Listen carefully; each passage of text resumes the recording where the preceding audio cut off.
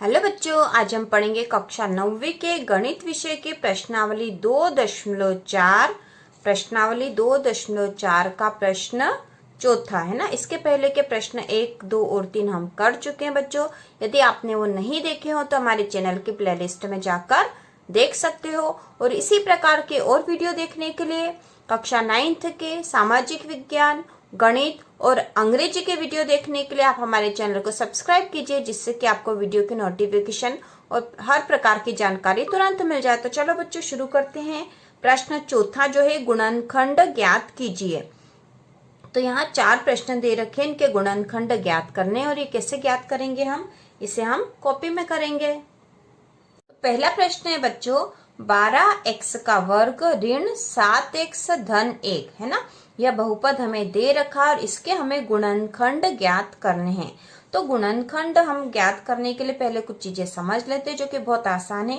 देखो बच्चों, ये जो बहुपद है ये किस रूप में है? ax का वर्ग ऋण bx धन c के रूप में है ना, जहाँ की a, b और c अचर राशियां है। तो यहाँ पे इस बहुपद के गुणनखंड ज्ञात करने के लिए हम करते क्या है कि यह जो b है, b जो अचर राशि है, उसको ऐसे 2 भागों में विभाजित कर देते हैं। b को ऐसे 2 भागों में या 2 अंकों में बोलेंगे कि 2 अंकों में विभाजित कर देंगे, जिसमें दोनों अंक, मान लो वो अंक p और q है ना। p q जो 2 अंक है, इन दोनों का जोड़ करेंगे तो b आ जाएगा, और इन दोनों का गुणा करेंगे तो a और c आ जाएगा है ना। ac आ जाएगा, मतलब ac का जो गुणा होगा वो आ जाएगा, और यदि जोड़ करेंगे तो b आ जाएगा। ठीक है, तो इस रूप में हम इसे गुणनखंड प्रमेय के अनुसार करते हैं बच्चों। तो चलो बच्चों करते हैं। 12x का वर्ग ऋण 7x धन 1 जब हम सवाल करेंगे तो आपको आसानी से समझ में आ जाएगा। ठीक है, तो हमें इसके 2 गुणनखंड ज्ञात करने हैं। तो गुणनखंड ज्ञात करने के लिए हम बीच वाली जो संख्या है, बीच वाली संख्या क्या बच्चों? 7 है ना। इसे 2 भागों में हमें या 2 अंकों में विभाजित करना है। ऐसे 2 अंक लेने हैं कि उन दोनों का जोड़ तो 7 आ जाएगा। जोड़ कितना आ जाएगा? 7। और यदि उनका गुणा करेंगे तो इन दोनों का है ना, a और c जो थे, इस बहुपद के अनुसार जो a और c थे उसका गुणा आना चाहिए था। तो यहाँ पे 12 गुणित है, जोड़ करेंगे तो क्या आएंगे? जोड़ करेंगे तो क्या आना चाहिए हमारे पास? ऋण का 7, क्योंकि ये ऋण का 7 है। और यदि गुणा करेंगे तो क्या आना चाहिए?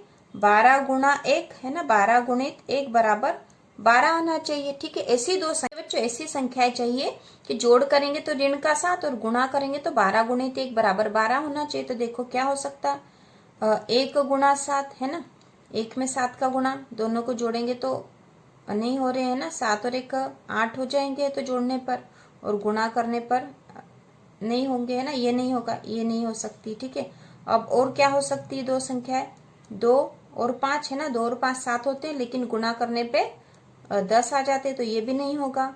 और क्या हो सकती है बच्चों? देखो 3 गुणा 4, 3 चौक 12 होते हैं है ना, 3 चौक 12 तो होते हैं। और जोड़ने पे देखो 4 और 3 7 हो जाएंगे इसको जोड़ने पे, और गुणा करने पे 12 भी आ रहा है ना बच्चों, ये संख्या है ना। देखो 3 और 4, 3 चौक 12 हो जाएंगे, और जोड़ने पे 3 और 4 7 आ रहा है। ठीक है, तो कैसे हो सकता है? हमें तो जोड़ में क्या चाहिए? ऋण का 7 चाहिए। ऋण का 7 करने के लिए क्या करना पड़ेगा?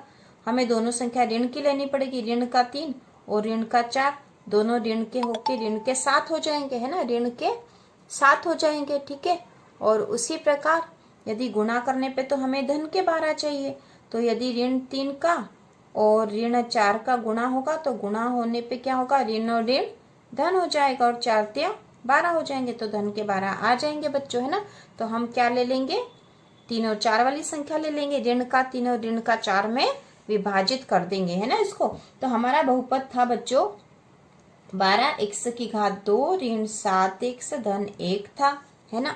अब हम 7x को 2 अंकों में, ऐसे 2 अंकों में विभाजित कर रहे हैं, ऐसे 2 अंकों में विभाजित कर रहे हैं कि उनका जोड़ करेंगे तो ऋण का 7 आ जाएगा, और गुणा करेंगे तो 12 आ जाएगा है ना, 12 गुणित 1 12 आ जाएगा। ठीक है, तो चलो लिखते हैं 12x का वर्ग ऋण 3x ऋण 4x है ना, ऋण 3x ऋण 4x धन 1 तो है ही सही। ठीक है, तो हमने ऋण 7x को ऐसे दो अंकों में विभाजित कर दिया है कि इन दोनों का जोड़ तो ऋण का 7x हो जाएगा और गुणा करने पर कितना हो जाएगा, इन दोनों का गुणा, है ना, इन दोनों का, तो इन दोनों का गुणा क्या होगा, 12 का 1 में गुणा तो 12 ही होगा, 12x का वर्ग आना चाहिए। तो यहाँ पे ऋण 3x और ऋण 4x का गुणा करने पर 12x का वर्ग आ जाएगा। ठीक है, तो अब ये हमारे पास एक संख्या मिल गई है। अब हम इसको और क्या कर सकते हैं, देखो बच्चों, ये 12x का वर्ग है, ऋण 3x है, तो हम इन दोनों में से कुछ कॉमन ले सकते हैं क्या?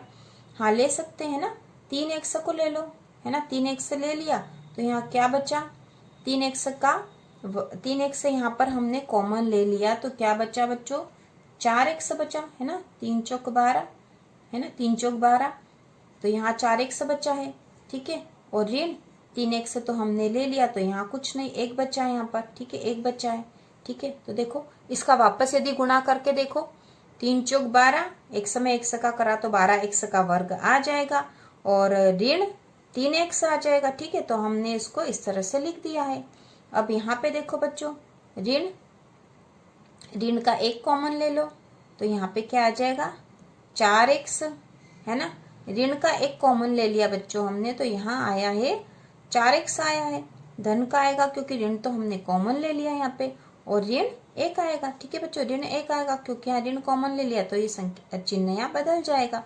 ठीक है, तो इस तरह से हमारे पास दो इस तरह से आ जाएगी कि एक तो ये हो गया, है ना, 4x ऋण 1, 4x ऋण 1। अब हम इसको इस तरह से लिख सकते हैं, 4x ऋण 1 और 3x ऋण 1। ठीक है, इस तरह से हम इसको लिख सकते हैं क्या? हाँ, बिल्कुल लिख सकते हैं। देखो बच्चों, 4x ऋण 1 और इधर कोष्टक में 3x ऋण 1 लिख लिया। जब हम इसको वापस सॉल्व करेंगे तो ये 4x ऋण 1 में 3x ऋण 1 का गुणा होगा तो एक बार 3x का होगा, इस तरह से 3x का एक बार गुणा होगा और एक बार ऋण 1 का गुणा होगा, तो हम इसको इस तरह से लिख सकते हैं। ठीक है, तो ये इस तरह से दो गुणनखंड हमें प्राप्त हो गए।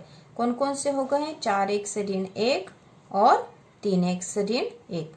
यह जो बहुपद था इसके दो गुणनखंड हमें प्राप्त हो गए। कैसे हुए बच्चों? हमने क्या करा कि जो बीच वाली संख्या थी उसे ऐसी दो संख्याओं में विभाजित कर दिया है कि इन दोनों का जोड़ तो बीच वाली संख्या हो जाएगी, और लेकिन गुणा करेंगे तो क्या होगा, दोनों आसपास वाली संख्याओं का जो गुणा होगा वो आ जाएगा।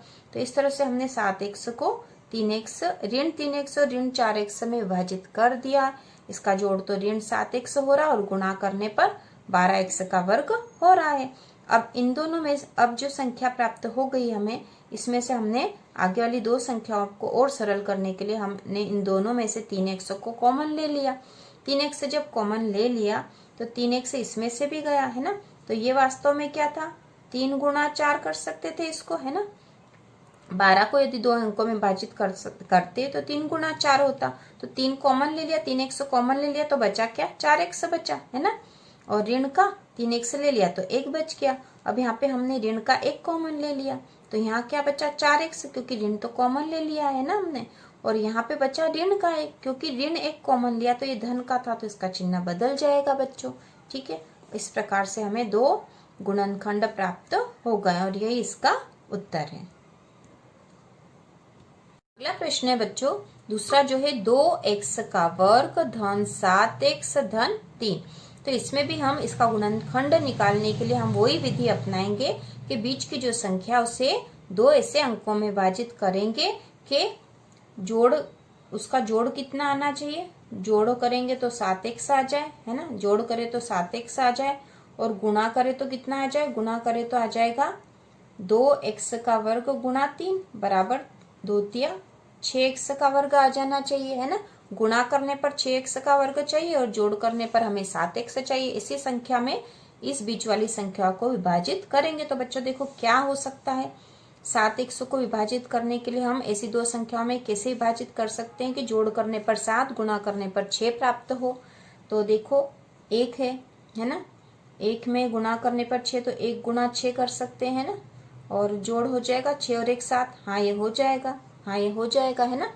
गुणा करने पर 1 गुणा 6 तो 6 हो रहे हैं, और जोड़ करने पर 1 और 6 जोड़ेंगे तो 7 हो जाएंगे। ठीक है, तो अब यहाँ पे हमें चिन्ह भी देखने पड़ेंगे, तो ये तो धन का है और ये दोनों भी धन के हैं, है ना। तो यहाँ पर क्या हो सकता है, x धन 6x। ठीक है, x धन 6x करेंगे तो क्या हो जाएगा, जोड़ करने पे 6 और 1 7x हो गए, और गुणा करने पे 6 कम 6 x का वर्ग हो जाएगा। ठीक है, तो x धन 6x आ जाएंगे बच्चों। तो चलो कर देते हैं इसको। तो यहाँ पर हो जाएगा 2x का वर्ग धन x धन 6x धन 3। ठीक है, ये हमने इसको इस तरह से 7x को 2 अंकों में विभाजित कर दिया यहाँ पे। तो अब यहाँ पे 2x का वर्ग है और x है, तो हम यहाँ क्या कॉमन ले सकते हैं बच्चों, केवल x ले सकते हैं, है ना, केवल x ले सकते हैं क्योंकि x दोनों में है। तो यहाँ क्या बचेगा, 2x, है ना, एक x तो कॉमन ले लिया, तो बचा क्या, 2x धन 1, है ना, एक x ले लिया कॉमन तो 1 बचा।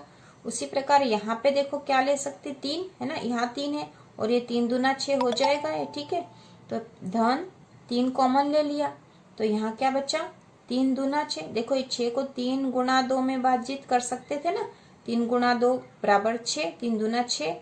ठीक है, 3 कॉमन ले लिया तो बचा क्या, 2x धन 3 कॉमन ले लिया तो यहाँ 1 बचा है। ठीक है, 2x धन 1।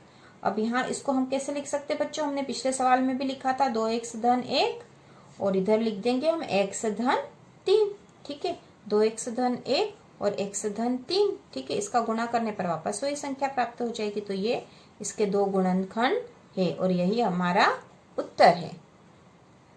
अब अगला जो प्रश्न है वह है 6x का वर्ग धन 5x ऋण 6, है ना, 6x का वर्ग धन 5x ऋण 6।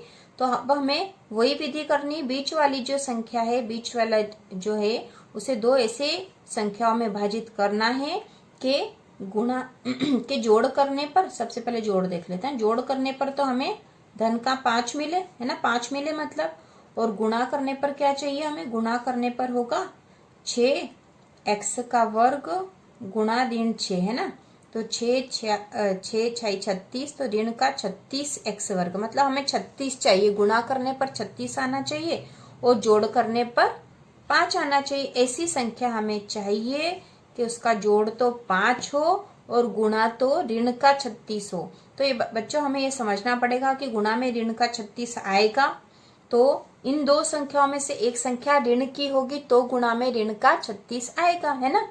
तो चलो बच्चों देखते हैं ऐसी 2 संख्याएं कौन सी हो सकती है कि गुणा करने पे 36 आता उनको और जोड़ करने पर धन का 5 और गुणा करने पर ऋण का 36 आना चाहिए, है ना, ऋण का 36 आना चाहिए। तो धन का 5 कैसे हो सकता है, यदि बड़ी संख्या में से छोटी संख्या घटा भी दे तो धन का 5 आ जाएगा, है ना, क्योंकि चिन्ह तो बड़ी संख्या का आता है। तो चलो देखिए 6 का 6 में 36 होता है, लेकिन जोड़ घटाव से 5 नहीं आएगा, है ना। तो 1 से करते हैं, 1 गुणा 36 तो हो नहीं सकता, है ना। और क्या हो सकता है, 9 चौक 36 होता है, 9 चौक 36 होता है ना, 9 चौक 36 होता है। ठीक है, अब 9 में से 4 गए तो 5 बचता है, हाँ बच जाएगा।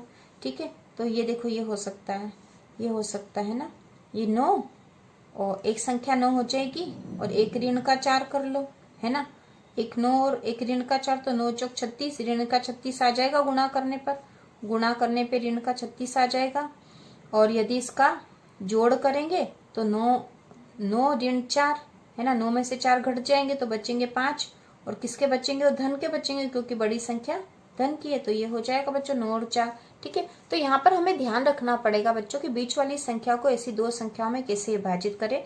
तो ये चीज हमें ध्यान रखनी पड़ेगी। जब हम इसको कर लेंगे 2-4 बार हम इसको कर लेंगे तो हमें करना आ जाएगा, आसान है, ये आसान है बच्चों, करना आ जाएगा आपको भी। तो देखो बच्चों अब हम करते हैं यहाँ पे 6x का वर्ग धन 5x ऋण 6। ठीक है, तो हम इसको बीच वाली संख्या को 2 संख्या में विभाजित कर देते हैं। तो 6x का वर्ग धन, है ना, बड़ी संख्या धन की 9x ऋण 4x ऋण 6। ठीक है, तो ये हमने लिख दिया इसको, है ना, विभाजित करके लिख दिया। अब और क्या कर सकते हैं बच्चों, आप कॉमन ले सकते हैं, तो ले सकते हैं, ये होता है 3 दूना 6 और ये 3 तिया 9, है ना, ये 6 मतलब 3 दूना 6 हो सकता है, 3 तिया 9, 3 कॉमन आ सकता है यहाँ पे। ठीक है। 3x ले लिया हमने कॉमन, तो क्या बचा, ये 3 दूना 6 होता है, 3 तिया 9 होता है ना। तो 3x कॉमन ले लिया तो यहाँ बचा 2x, ठीक है, 2x बचा धन, और 3 कॉमन ले लिया तो यहाँ 3 बचा, x तो ले लिया तो यहाँ 3 बचा केवल, ठीक है। तो 3x 2x धन 3। अब यहाँ क्या कॉमन ले सकते, ये भी ऋण का, ये भी ऋण का, तो एक तो ऋण कॉमन ले लो, है ना। ये होता 2 दूनी 4 और ये 2 तिया 6, मतलब 2 आ जाएगा। यहाँ कॉमन आ जाएगा ऋण का 2, है ना, ऋण का 2, तो 4 मतलब 2 गुना 2, 2 दूनी 4 हो जाएगा, 2 तिया 6 होता है ना। 2 कॉमन ले लिया हमने, है ना, 2 कॉमन ले लिया तो क्या बचा यहाँ पे, 1 2 कॉमन हो गया तो 2x बचा, 2x बचा। ये बच्चों आपको समझाने के लिए लिखा है ना, यहाँ लिखने की जरूरत नहीं, ये आपको समझाने के लिए लिखा है कि हमने कॉमन किस तरह से लिया, ठीक है बच्चों।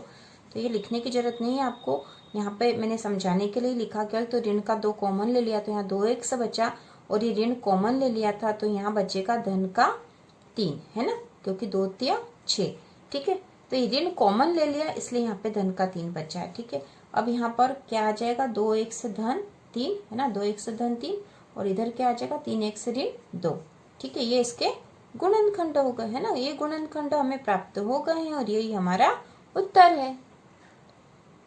अब जो चौथा क्वेश्चन है बच्चों वो है 3x का वर्ग ऋण x ऋण 4, ठीक है।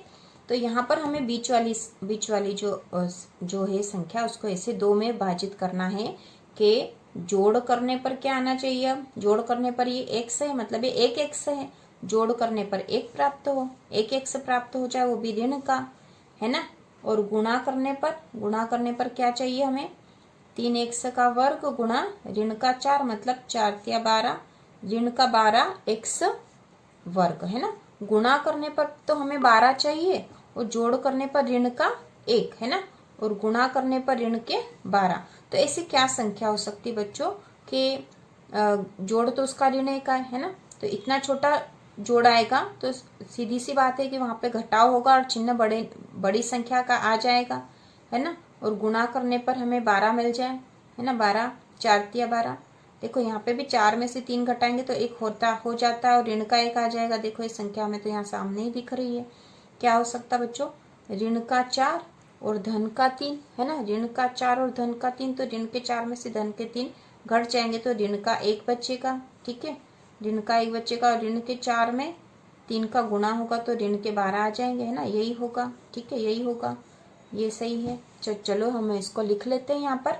तो ये है 3x का वर्ग ऋण x ऋण 4, ये था। तो 3x का वर्ग, अब हमें ऋण x को हमने किसी 2 संख्या में विभाजित कर लिया, ऋण का 4x धन 3x ऋण का 4, ठीक है। तो ऋण के 4 में से धन के 3 गए तो ऋण का 1x बच गया, और ऋण के 4 गुणा 3 तो 4 तिया 12 x वर्ग हो जाएगा, है ना।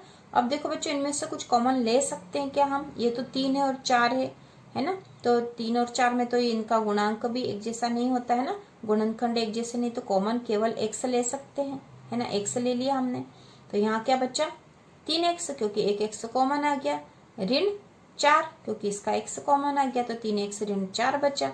अब यहाँ देखो क्या ले सकते हम, यहाँ तो 3x है और ऋण का 4 है, तो यहाँ पर हम कुछ नहीं दिख रहा ऐसा, तो धन का 1 आ जाएगा, है ना, धन का x, तो 3x ऋण 4 हो जाएगा, है ना। 1 ले लिया हमने यहाँ पर ताकि ये एक जैसा बन जाएगा, 3x ऋण 4 हो गया। अब हम क्या लिखते हैं बच्चों यहाँ पे, 3x ऋण 4 और इधर लिख देंगे x धन 1। ये हमारे गुणनखंड प्राप्त हो गए हैं और यही हमारा उत्तर है, ठीक है बच्चों, यही हमारा उत्तर है, हमको गुणनखंड प्राप्त हो गए। ये बहुत आसान क्वेश्चन थे, आप 1-2 बार करोगे तो आपको आसानी से आ जाएंगे।